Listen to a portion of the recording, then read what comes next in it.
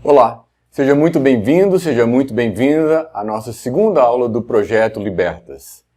Se você ainda não assistiu a aula anterior, vai lá e assiste e depois você volta para cá para continuar. Lembre-se que você deve assistir às aulas na sequência em que elas são apresentadas, porque tem uma razão disso ser, porque uma aula serve de fundação para outra e assim sucessivamente. E nessa aula nós vamos abordar alguns pilares da educação financeira, alguns pilares da riqueza, alguns pilares da sua liberdade financeira.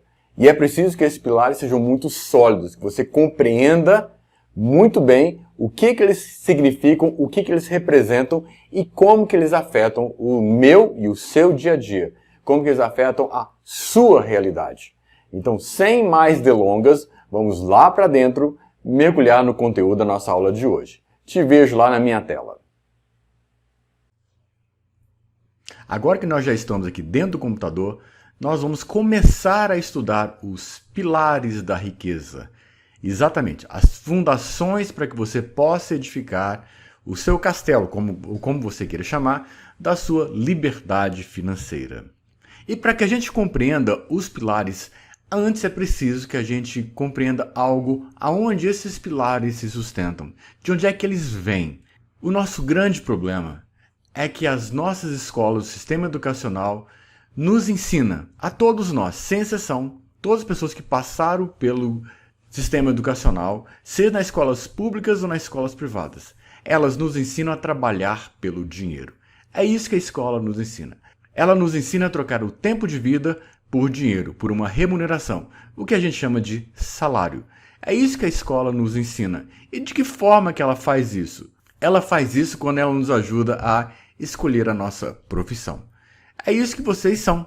É isso que eu sou. Nós passamos pelo crivo de todo o sistema educacional, Fundamental 1, Fundamental 2, Ensino Médio, e você está agora na universidade, ou está entrando na universidade, já está saindo da universidade, ou já terminou a universidade e está entrando no mercado de trabalho.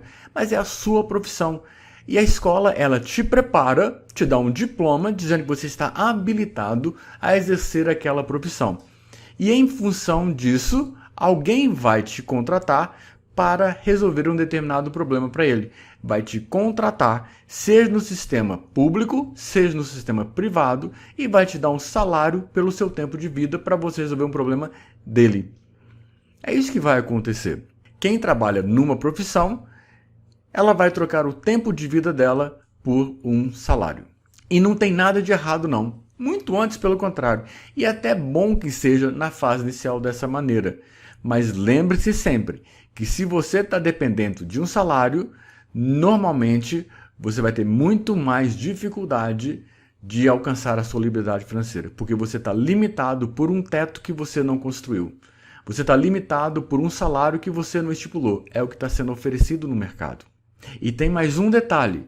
Se você acha que você recebendo o diploma, se formando, você está habilitado pela instituição que te formou, seja ela pública ou privada, a exercer sua profissão, é melhor você pensar de novo. É melhor você se informar melhor. Porque mesmo formado, você ainda não pode exercer sua profissão. Ah, claro que posso, porque eu tenho um diploma, estou habilitado. Sim, você está habilitado, mas você não está autorizado a exercer sua profissão. Como assim? É preciso que você se informe melhor. Só vou dar um pequeno spoiler. Você tem que se filiar a um conselho de classe. Se você é um biólogo, vai a um conselho de classe de biologia. Se você é um engenheiro, vai se filiar ao conselho de classe da engenharia. Se você é um psicólogo, se você trabalha em educação física, não importa. Se você é advogado, vai fazer as provas da OAB. Se você é um médico, vai se filiar ao Conselho Regional de Medicina. Os conselhos que nunca te acompanharam, não fazem a menor ideia de que você existe e nunca vão te ajudar em absolutamente nada, estão lá para, entre aspas, proteger, defender a categoria, vão lembrar de vocês uma vez por ano quando você tiver que pagar a anuidade. E prepare o seu bolso, porque se você não pagar a anuidade, você está no exercício ilegal da profissão. Bem-vindo à ilusão do ensino superior. Então você, além de formar na instituição, você tendo o diploma, você não pode exercer enquanto você não se filiar a um determinado conselho. Será que alguém te contou sobre isso?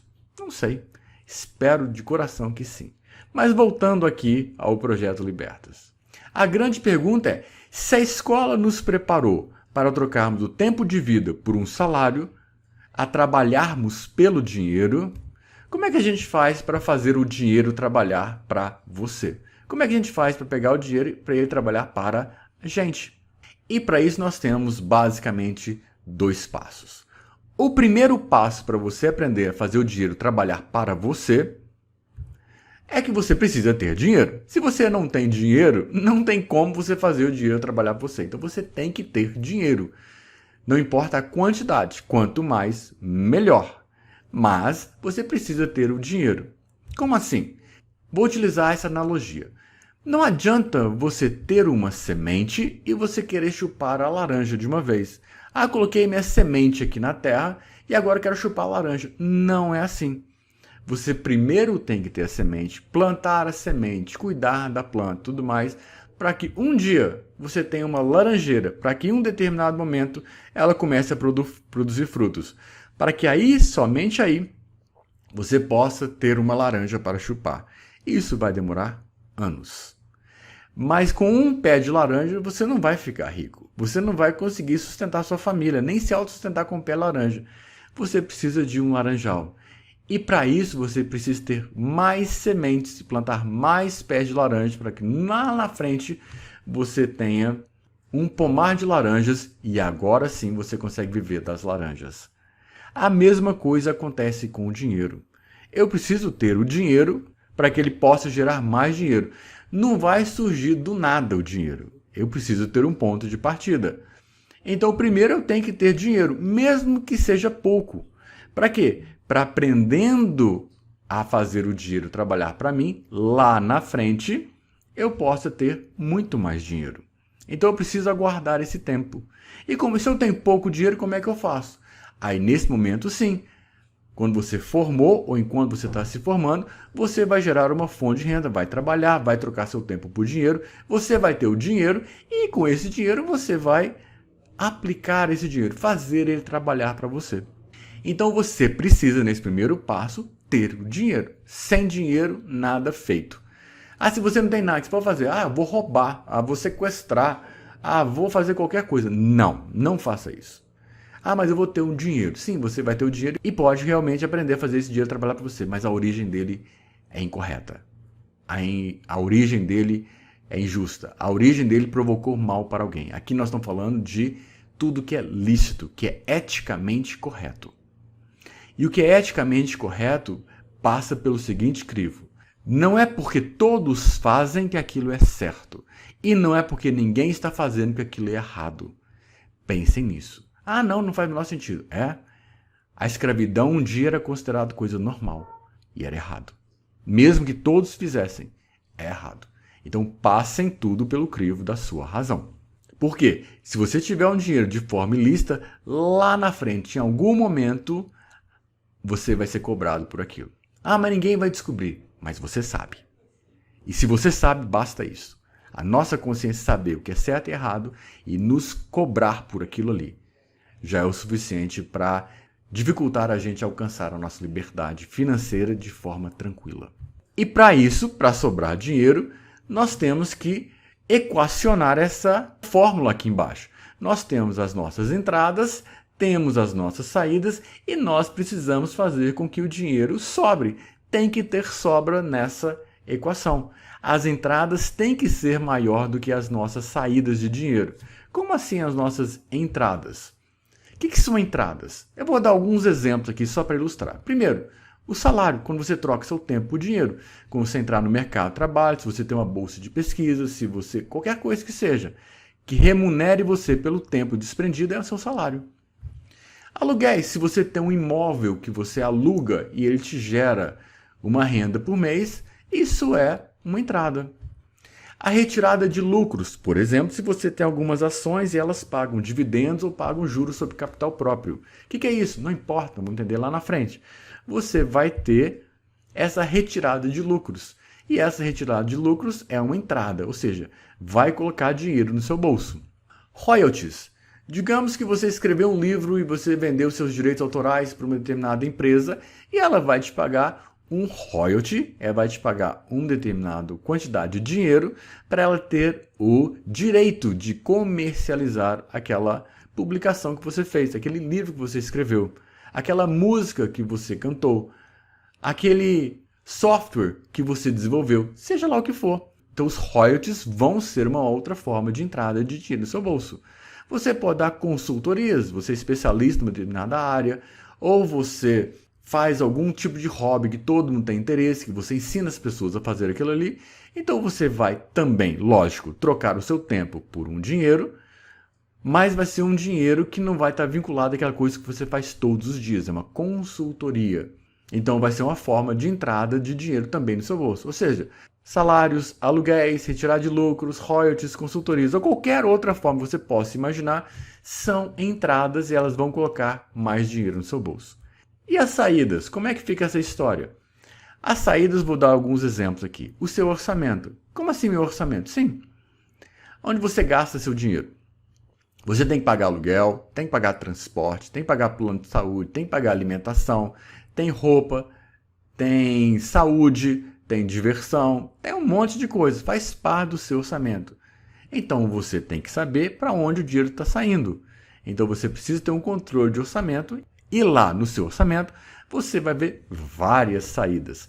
É seu telefone celular, é seu plano de internet, N coisas. Qualquer coisa que tire o dinheiro do seu bolso é uma saída e no seu orçamento você vai identificar vários.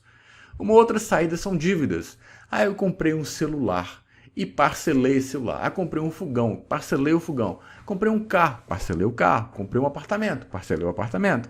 Seja lá o que for que você tenha parcelado, comprei uma roupa, parcelei a roupa. São dívidas que vão fazer que você comprometa parte do dinheiro que você vai ter acesso para quitá-las. Porque se você não quitar as dívidas, aí, meu amigo, se prepara para os juros, que a gente vai falar mais à frente. Então, dívidas são saídas de dinheiro programadas ao longo do tempo. Uma outra forma de saída são as emergências e acidentes. Você está de repente andando de bicicleta, está caminhando, você torce o pé e tem que ir no médico e não é coberto pelo plano de saúde, você tem que ir no particular. Você tem que fazer uns exames de laboratório. Furou o pneu da bicicleta, furou o pneu do carro, deu um problema no radiador, quebrou o meu celular, roubaram o meu celular. Qualquer coisa que não estava programado cai nesse rol de emergências e acidentes. Isso aí vai tirar dinheiro do seu bolso. Uma outra forma são imprevistos. Vamos dizer que você faça uma viagem e de repente teve um problema no ônibus e você teve que pernoitar em determinado local, ou você foi convidado para uma festa de aniversário e você tinha que dar um presente, ou você vai participar de um determinado festa e na hora que voltar você não deu certo a carona e você teve que voltar de Uber, seja lá que forma for, são imprevistos, vão tirar dinheiro do seu bolso. Então todas essas formas, o que está no seu orçamento, as dívidas, emergências, acidentes, imprevistos e qualquer outra coisa que tire o dinheiro do seu bolso, são as saídas. Então nós temos várias entradas e temos várias saídas. A questão é que essa diferença entre as entradas e as saídas tem que ter sobra. Não tem jeito. Tem que sobrar. Porque se não sobrar, não tem como você começar a se programar para alcançar a sua liberdade financeira. Porque você está na fase negativa. Você precisa estar na fase positiva do dinheiro. E para isso, para sobrar, para sobrar, existem duas alternativas. A primeira alternativa é você gasta menos do que você ganha. Se você gastar menos do que você ganha, vai sobrar dinheiro. Porque as saídas vão ser menores do que as entradas. E é isso que todo mundo ensina. Todo mundo ensina. Diminui o seu plano de internet. Pega um celular mais barato. Vai morar num lugar mais distante. Você corta o seu cafezinho. Deixa de gastar seu cafezinho. Não compra essa coisa aqui. E uma série de coisas corta. Deixa de comprar aquilo que você gostaria para que você sobre mais dinheiro. Às vezes é necessário em determinados momentos se viver dessa maneira mesmo. Quando a coisa está muito feia, digamos assim. Quando as dívidas estão muito altas. Quando as saídas são muito grandes. É preciso reduzir a qualidade de vida, sim. Mas é isso que todo mundo ensina. A reduzir a qualidade de vida para que você gaste menos e você sobre mais. Para que você possa, então, utilizar esse dinheiro. Por que ninguém ensina a segunda forma? É que você ganhe mais do que você gasta. Se você ganhar mais do que você gasta, as entradas são maiores que as saídas, você vai sobrar dinheiro que você vai poder fazer com que o dinheiro trabalhe para você. Mas por que eles não nos ensinam formas diferentes de ganhar dinheiro?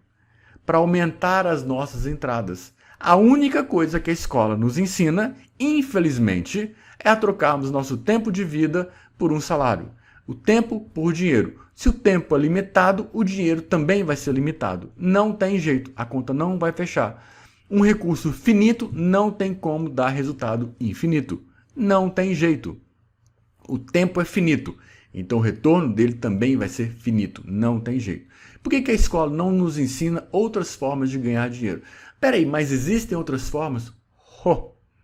E como existem? E como existem? E a gente mencionou algumas quando a gente falou das entradas.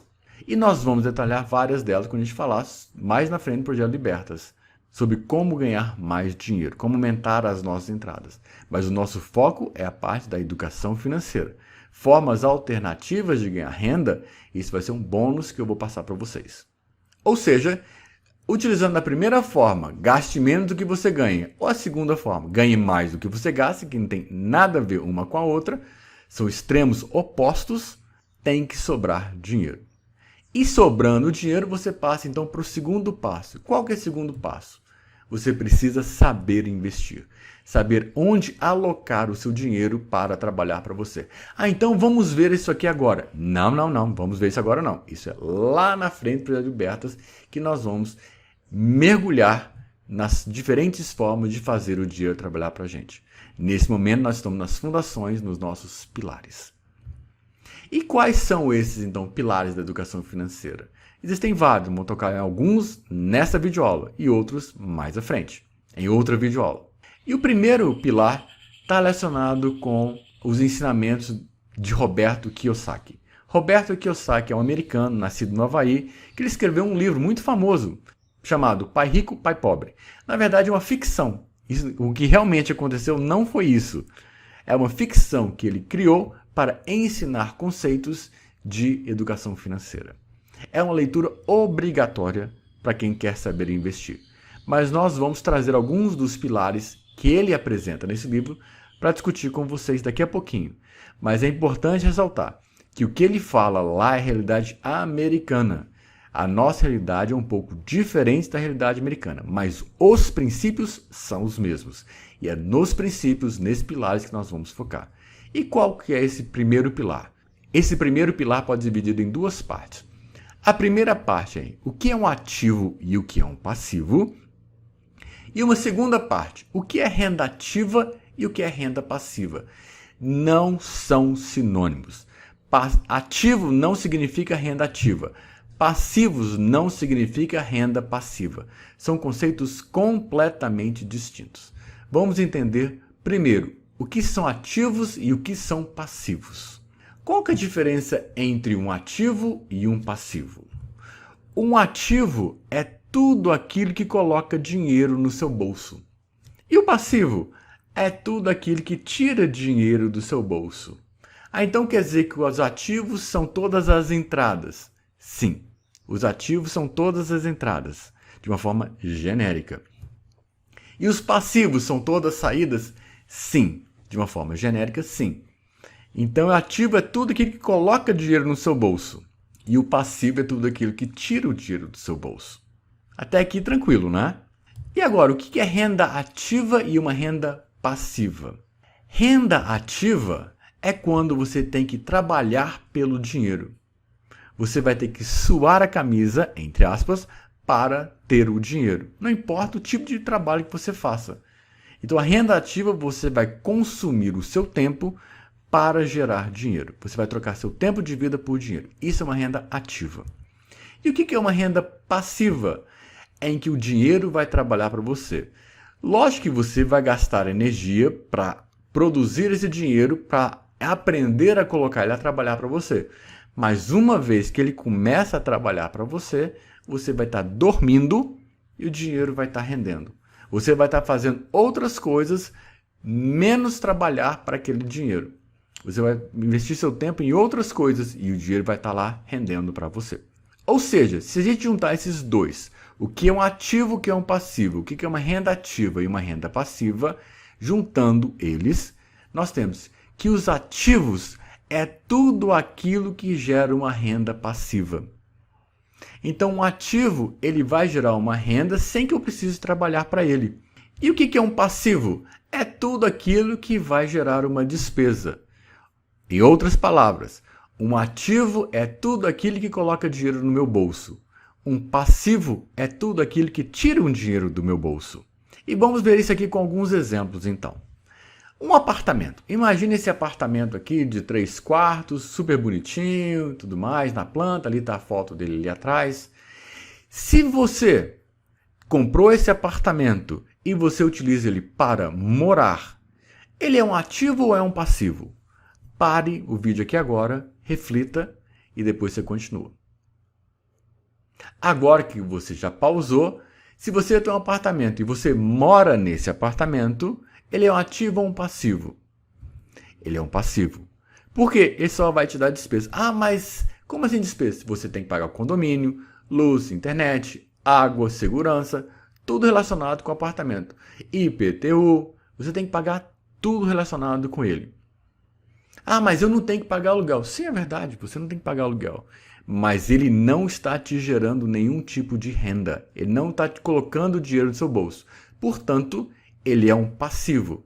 Agora, se você tem esse mesmo imóvel, você não mora nele e você gera renda com ele. Como assim gera renda com ele? Sim, você aluga esse imóvel. Ou você coloca no Airbnb, ou você aluga ele por temporadas. Não importa a forma que você escolha. Se você utiliza esse imóvel e ele te gera uma renda, ele é um ativo. Então, o mesmo imóvel, dependendo da finalidade para a qual você o coloca, ele vai ser um ativo ou vai ser um passivo. E se você tem esse imóvel, meu sonho é ter uma casa de praia, uma casa de campo, sei lá o que for, ele é um ativo ou é um passivo? Para o vídeo, responda essa pergunta.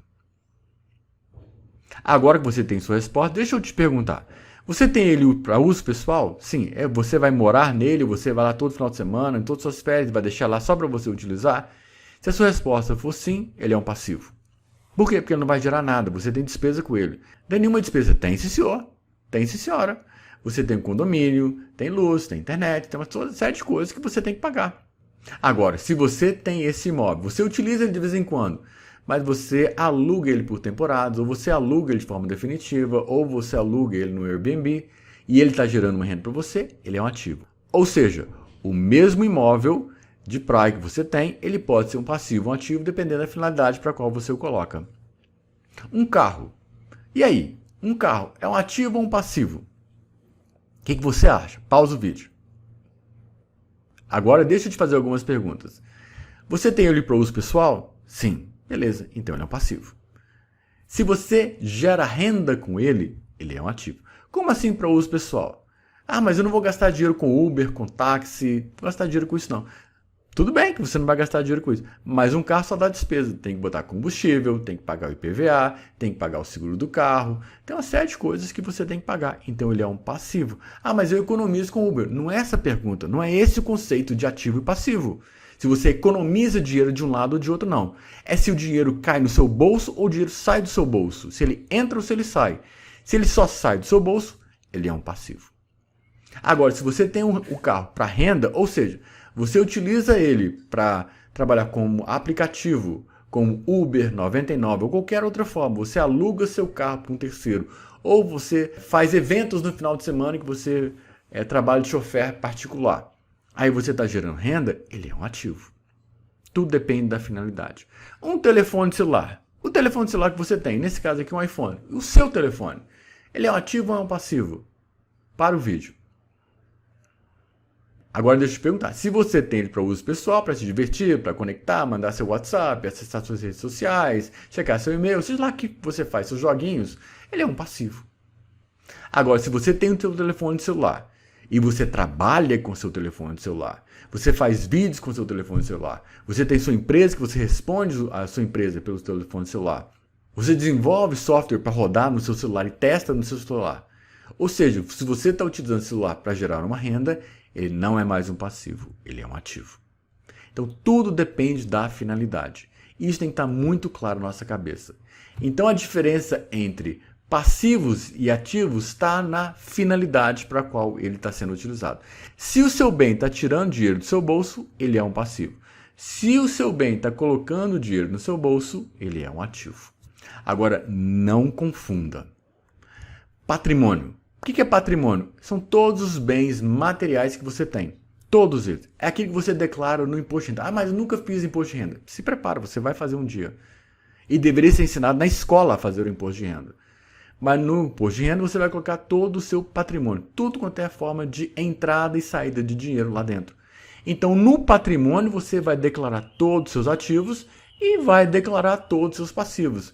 Se você tem uma casa e você mora nessa casa, você vai declarar no seu imposto de renda. Se você tem uma casa e você aluga essa casa, você vai declarar ela também no imposto de renda. No seu patrimônio, você declara absolutamente tudo. Todos os seus ativos e todos os seus passivos.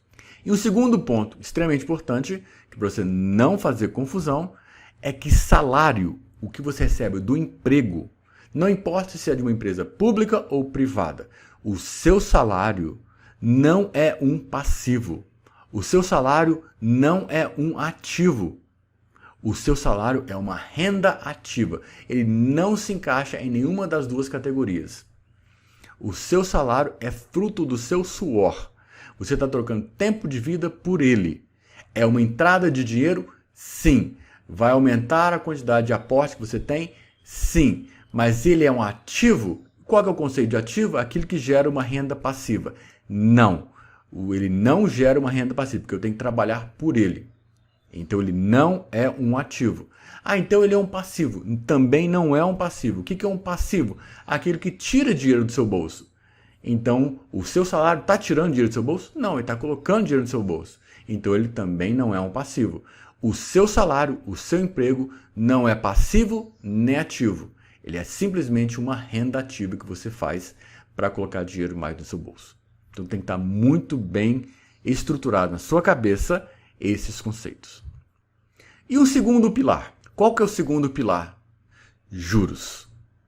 A questão é, o juros ele é seu amigo ou ele é seu inimigo? Sim, é exatamente isso. Ele está a seu favor ou ele está contra você? Como assim? Então vamos entender isso lá na frente. Mas o primeiro conceito que eu quero que você comece a pensar sobre isso. Matematicamente falando, o que significa juros? Nós temos dois tipos de juros. Juros simples e juros compostos. Ah, mas eu não lembro mais disso. Não importa se você lembra. Você tem acesso à internet, você pode perfeitamente checar isso tudo lá. Mas você sabe que existem juros simples e juros compostos. E o que são juros simples? Está aqui a fórmulazinha dele. O montante é igual ao capital multiplicado pela taxa de juros multiplicado pelo tempo. Isso é o juros simples.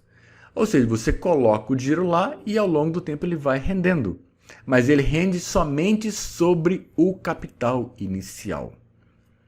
E os juros compostos? Aqui é a forma de juros compostos. O montante é igual ao capital multiplicado por 1 mais a taxa de juros elevado ao tempo. Qual que é isso? O que significa isso?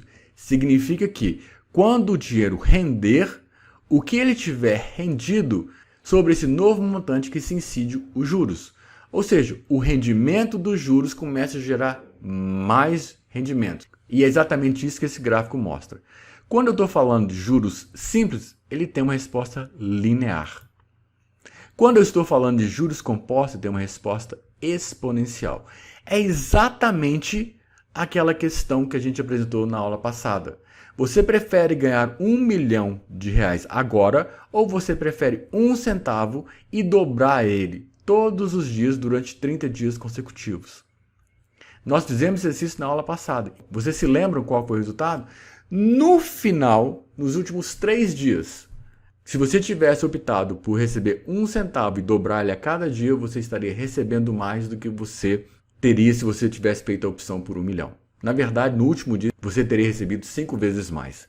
Por quê? Porque eram juros compostos. É lá no final que ele vai apresentar o resultado. É lá no final que o tempo paga. No começo é muito pequeno. Lá no final faz uma diferença gigantesca. E eu não sei se essa frase realmente foi dita por Albert Einstein. Porque inclusive a pessoa que escreveu, ela colocou 2 As aqui que não faz o menor sentido. Mas foi o que eu encontrei na internet e resolvi trazer para cá. Mas muitas pessoas dizem que foi ele que disse. Eu não sei, então eu estou vendendo o peixe pelo mesmo preço que eu comprei. Mas independente tenha sido ele ou não quem tenha dito, o que está escrito aqui é verdade.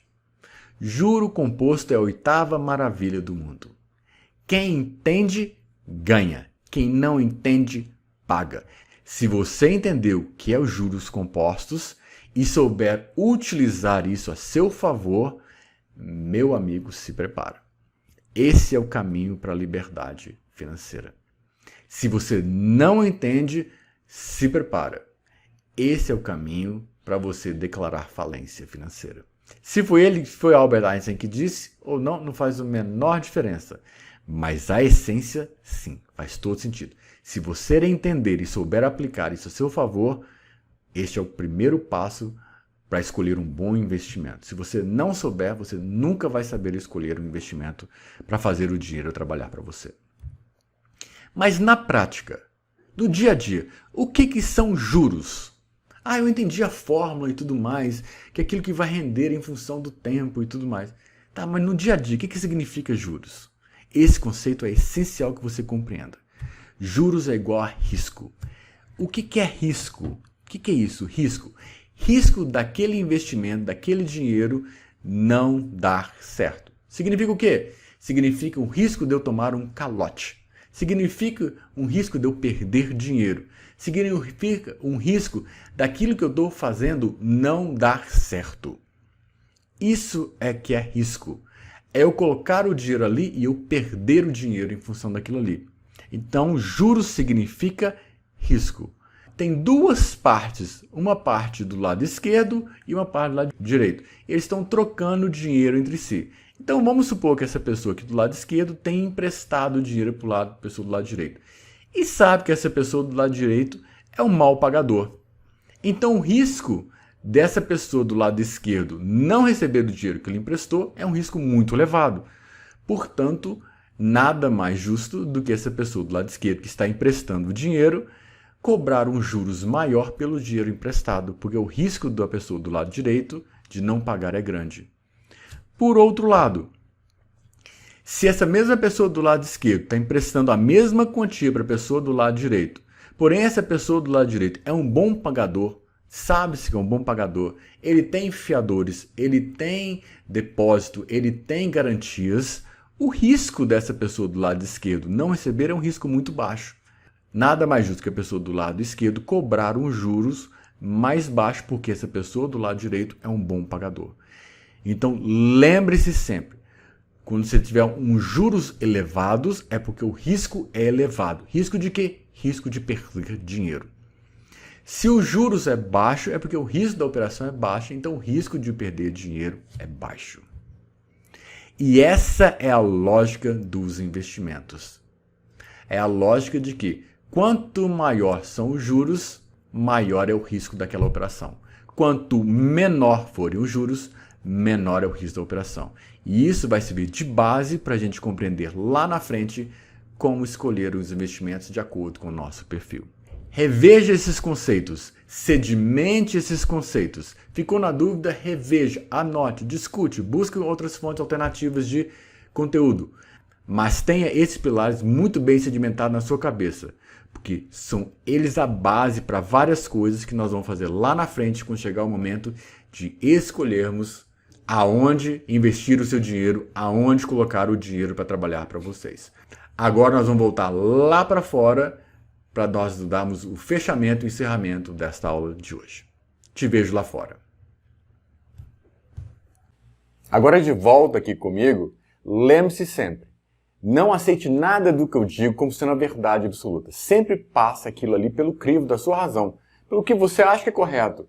Mas busca alternativas, busque outras fontes, busque novas referências para você contrapor uma coisa com a outra. Porque o importante não é o que eu digo, o importante é o que você vai fazer. É a sua realidade, não a minha.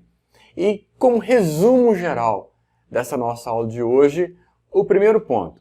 Para que você tenha a liberdade financeira que você tanto quer, para que você possa ter a sua riqueza material, você precisa ter algum dinheiro.